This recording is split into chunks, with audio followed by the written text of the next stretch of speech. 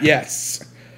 What is up, interwebs? Woo! Big Lou here, Cutman with me as always. And the other day we had the privilege of going to see Black Panther in the XD Cinemark Theater in 3D. And Cutman, what'd you think of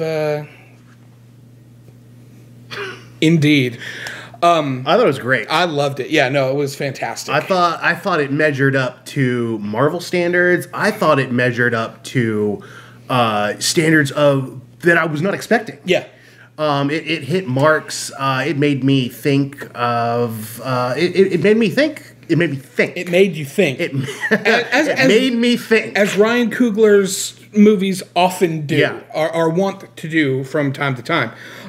This is going to be a non-spoiler at the front. We will get into some spoilerific territory towards the end of this video, but we will give you fair warning as to when we are going to do that. To me, the biggest thing that stood out about this movie was a perfect blend of science fiction and superhero and political thriller and just tribal, lifestyle in the third world, but not third world. It was just, like you said, it hit a whole bunch of different marks. A lot that I just was not expecting. The trailers for this movie, everyone all over the internet when doing trailer reactions and stuff had been losing their mind over the trailers for this movie. I was not in that group. I saw the trailers for this and I was like, yeah, okay, it looks good. I'll go see it. And I thought it was like, okay, wow, it looks like, it looks like a Thor. It looks like... Exactly, not an Ant-Man, but I mean, a Thor-like is really very much the so. best analogy. But then when you see this movie, and it just is... The trailers do not do this movie justice whatso-freaking-ever. No, they buried the lead. Yeah, no, for damn sure. I put one of my notes on here as Wakanda. I want to move there. I do. It just is cinematically gorgeous. Yeah. The way that they portrayed the whole countryside. I've been wanting to go to Africa for a while. Except they shot this in Vancouver. Boston, California? Yes. Okay, still... I've been wanting to go to Africa for a while because some of that they must have gotten some B-roll from... Oh, I have no doubt. From, the Serengeti or wherever. I mean, some of it looked like it must have been from Victoria Falls or whatever. Yeah. It was just... It definitely made me want to... It made me want to travel. I won't go that far, but it definitely was... It did its job in transporting you to Wakanda and allowing you to live in that space and get a feel for the country that they were all so passionate about throughout the course of the movie. What else is one of the big things that stands out to you as just, This is a bit of... This was a bit of I liked it, but I also had problems with it. Was their tech? That's one of my without going into too many spoilers here. A lot of it seemed a little too much. With that being said, the car chase was probably one of my favorite parts. What the car chase foreshadowed. Sure. Is definitely one of my favorite favorite things. But I don't think this is a spoiler. When the sister was able to take control of the car and he's on top surfing it, that was badass. I agree. And that technology, again, I did have problems with it, but we'll go into that in a minute. Yeah. Once I let that go and just let myself enjoy it. Let the sci-fi part of it wash over you and just kind of be like in the moment. That was really cool and just a really well done car chase scene. Probably my favorite car chase scene since Captain America: The Winter Soldier. Dude, that car chase scene was awesome as well. I know. Yeah, so that's why I keep it in high esteem. Yes. Speaking of the sister, Suri is the sister's name, yes. played by Letitia Wright, who is one of stole the show. I cannot wait to see her and Tony Stark geeking out over tech stuff. Yeah, because she's just definitely stole the show. And what sold it for me most was, you bought them as siblings. Mm-hmm. You bought her as his annoying little sister who was this tech genius. Sure. That was, yeah, so the chemistry that Chadwick Boseman had with Letitia Wright was one of my favorite aspects of this movie. Yeah. And while we're speaking of chemistry and Chadwick Boseman, I don't think there was an awkward scene with Chadwick Boseman and any of the cast members. He had such chemistry with everybody in this cast. Michael B. Jordan as Killmonger, Lupita Nyong'o as Nakia, his girlfriend, Danny Gurira. I'm butchering her name, but the one that played Okoye, who was Captain of the Kingsguard. The Walking Dead. Yeah. Well, y'all know her from The Walking Dead. I don't. But yeah, just every interaction. I was referring to them. That makes sense now. I got you. I'm with you. But yeah, every interaction that he had, yes, indeed, was just, and he did such a great job. You know, that I've seen some comments that, oh, he was too subtle. There wasn't enough him in it. That's what a good leading man does. Is he takes command of the screen and yet accentuates all the other characters around him. And I think he did a fantastic job in doing that in this movie. Yeah, ask Humphrey Bogart how much he talks. Exactly. So, but while we're talking about chemistry, some of the scenes between him and Michael B. Jordan as Eric Killmonger were fantastic. Yeah. And can I just say that thank you, Marvel and Ryan Coogler, for finally giving us a decent villain in a Marvel movie, because not since Loki have we had this level of, that's a badass, that's a well-developed character, I understand his motivations. Right. And that's what I was thinking. I was thinking he's not just this archetypal bad person that, okay, the audience is meant to not like this person. Yeah. No, you understood what this guy had a problem with. Yes. You may not agree with him or what his methods were, but you understood what his problem was, and it was well developed, and it was well thought out, and in the end, you felt for him. Yeah. Oh, for sure. And I think that's a testament to the fact that Michael B. Jordan and Ryan Coogler have worked together so well, both in Fruitvale Station and, of course, in Creed. And if you haven't seen Creed, you've got to see Creed. It's amazing. But yeah, I mean, and the music. I'm talking about the score. The hip-hop soundtrack, yeah, okay, great. It'll sell a bunch of records, whatever. The score in this movie was... I loved the score in this film. And I know you had mentioned that you didn't really notice it that well. It didn't really hit home for me. It didn't bother me either, which is a testament. Yeah. Because I have a lot of problems with a lot of scores. Yes. But the fact that it didn't bother me says a lot. Yeah. And I think that this score is... It goes along with all the same aspects that I have over in my overall stuff. It was heroic. It was sweeping. It was tribal. It was just... I loved the score of this film. So, and the same guy did this score as did the other two Ryan Coogler movies. He did the score for Creed, and he also did the score for Fruitvale Station. I'm not even going to attempt to say his name because he's Swedish, and they have about 6 different consonants than we do in English. So... Sven something? Yes, something like that.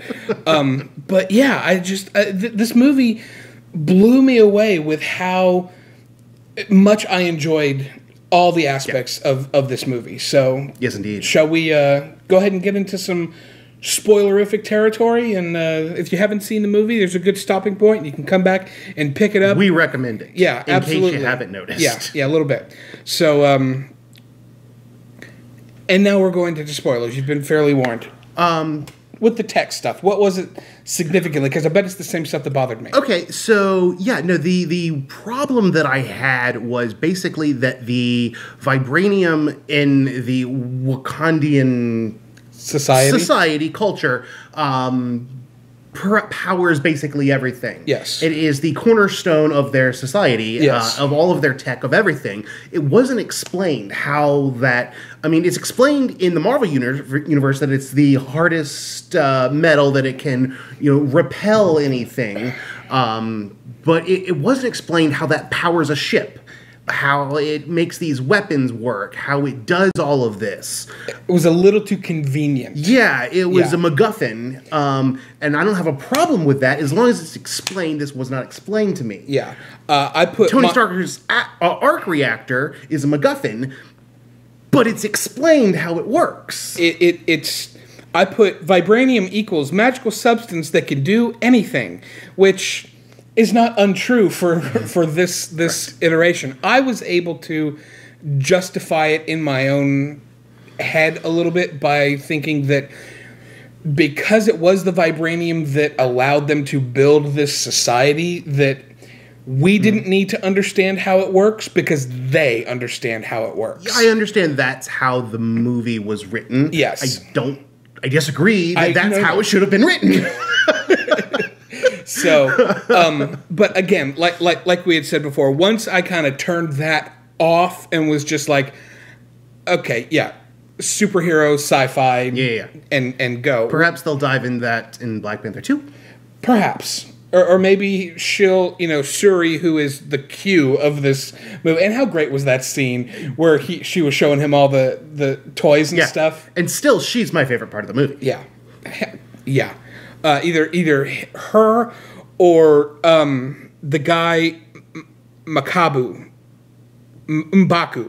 the fifth tribe leader, the leader of the other tribe. Yeah, Man-Ape. Yes. Yeah, the guy that comes in at the end and kind of saves everybody. Yeah. That dude, I can't wait to see him bantering with the Hulk. That's going to be some funny shit if we get. I know he's confirmed to be in Infinity War, so hopefully we get. Oh, nice. We get that scene. Yeah. Nice, I didn't realize that. Pretty much all the main players in Black Panther are going to be in Infinity War.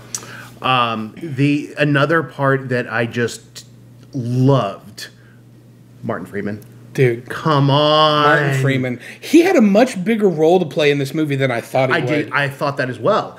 They really expanded on his backstory of being a fighter pilot. CIA, the fighter pilot stuff. And him, going back to what we had said, the car chase scene, foreshadowing him being able to, do the drone pilot thing was really, really cool. Very I enjoyed that a lot, yeah. Yes, I enjoy him being a kind of soft-spoken badass. Yeah. Very much like Watson, like Dr. Watson. Yeah. Speaking of Dr. Watson, now that he's got a more prominent role in this, I can't wait to see if he's got any scenes with Benedict Cumberbatch as Doctor Strange. I hope so. If we got Bilbo and Gollum together again, then we're going to have to get Sherlock and Watson on screen in the MCU, which is going to be awesome. And I had mentioned this to you as we were walking out of the theater, the only thing that I wish they had done differently with that Martin Freeman and Andy Serkis scene is I wish that they had made some reference to either Precious or, like I said, I wish that Andy Serkis had been like, "Oh, it's quite the riddle, isn't it?" And just been, that would have just been put it over the top for me. But I think we've touched on all of my parts here. Killmonger. He was awesome. Michael B. Jordan. Yeah, and the thing that I think makes him such a great villain in this, and I'll talk a little bit more about this when we get into some spoilers, is that they killed him. He died. We're not going to get a chance to see him again, which is why I think he's one of the best villains we've seen, because it's taken Loki 4 movies to get where he is in our hearts and stuff, or 2 at least, because he kind of was an anti-hero in Thor 2 and in Thor 3, but yeah. No, that was a complete story. That was an arc. Yeah, no, for sure. Absolutely. And if there's anything that was a negative for me, I felt that some of the pacing in the first act took a little bit to kind of get where they were going. But it didn't distract me at all. It was just like, I noticed it was like 15 minutes into the movie. I still had no idea what the movie was going to be about. That's true. That is true. So, but other than that, but once they got to South Korea and they realized that, oh hey, we're going after Claw. Okay, that makes sense. I get where they're going with that. And the sequence with him fighting Man-Ape and the coronation ceremony, if you will, and stuff, and him talking to his father in the spirit realm, and speaking of the stuff in the spirit realm with Michael B. Jordan and Sterling K. Brown. Yes. And his father. Yes. Oh my God, that was so powerful because you see the juxtaposition of what T'Challa and T'Chaka's relationship was versus, Killmonger and that made his reasons, his backstory, his why he's doing what he's doing. It made it all grounded. It wasn't just this is a guy that's pissed off. Yeah. This is a guy that's pissed off, and this is why he's pissed off. And when the father says, "What? No tears for me," and it cuts back over, and he's the full grown, and he's got the tear running down his face, and he goes, wipes the tear from his eye, and he turns his pain into anger. Yeah, it just like that. And Sterling K. Brown, come on. They cast these guys right at the exact right time because Sterling K. Brown, Michael B. Jordan. The guy that played the army leader, Wakabi, who was the guy that the head of the rhinos, had some of the rhinos. Oh, right, yeah. That's the guy from Get Out. Oh, yes. His name is Daniel Kaluuya. Yes, I mispronounced that very badly. Oddly enough, British. Of course he is. But yeah, so they hit all these guys right as they're blowing up. And this is just going to getting huge. Yeah, even more so for all their careers. Yeah. And as Palpatine said, we shall watch their careers with great interest. So anyway, those I think are our thoughts. Did you have anything else that stood out that you wanted to? Yeah, I think I said this to you before. There were very few Panthers in this movie. That's true. Thought that was weird. Just a couple. A lot of black though. But very few Panthers. Yes. Take that for what you will. Maybe think about that. Yeah, a little bit. Whatever. Anyway, those are our thoughts. You go see an Avengers Black movie, Panther. there's a lot of Avengers. False advertising, whatever. Sorry, I had to fight at your Black Panther party. Did you get that note that I sent you? What? Lou bought the tickets, and I sent him a note on the PayPal app when I paid him back for the tickets. Sorry, I had a fight at your Black Panther party. No, I totally missed that. Normally, when I pay you back for a ticket or whatever, I will put the name of the theater or the movie that we're seeing. Oh my God, no! And this was sorry, I had a fight at your Black Panther party. No, all I saw was the notification come through on my phone is that, you had paid me for the ticket. And I went, okay, cool. I'll have to go back and look for that. That's friggin' hysterical, That's dude. why I was laughing to myself in the theater like an idiot. I was wondering in the lobby. I was wondering what took you so long to send the money over, because he was sending it as we were walking into the theater, and he's on his phone, sending it. I'm like, dude, you forget your password to PayPal or what the hell? But now that makes sense. It all comes full circle. Yeah. So anyway, those are our thoughts on Black Panther. Let us know what your thoughts are down in the comments section below. We loved this movie. We hope you love it too. Subscribe to this YouTube channel if you want to see more of the cool stuff that we're doing around here. You can click on it right here. We've got other fun stuff for you to click on and watch right here. In the meantime, we're going to be here breaking down all kinds of cool stuff as it comes out in the near future. We'll see you on the interwebs. I don't know what to do with my hands. That's what she said.